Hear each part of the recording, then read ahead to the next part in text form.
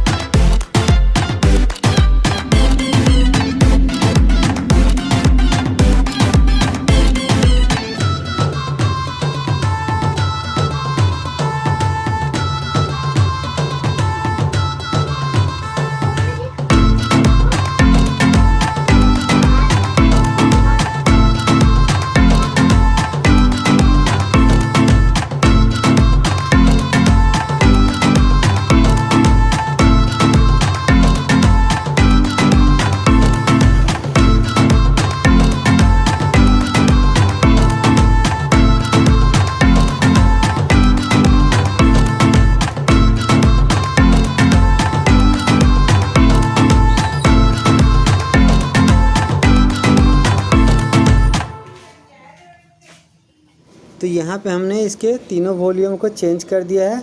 अब एक बार आपको ऑन करके दिखा देते हैं। तो इस तरीके से आप अपना होम थिएटर का वॉल्यूम चेंज कर सकते हैं। चलिए इसको चेक कराते हैं। तो यहाँ देखिए कि आवाज़ कितनी बढ़िया क्वालिटी की इसकी आ रही थी। तो इसमें हम गाना अभी बजा के नहीं दिखा सकते दोस्तों, लेकिन इसका वॉल्यूम जो है आपने सुन लिया होगा। तो ये अच्छी तरीके से काम कर रहा है। तो ये आज की छोटी सी वीडियो थी जो मुझे उम्मीद है कि आपको पसंद आई होगी।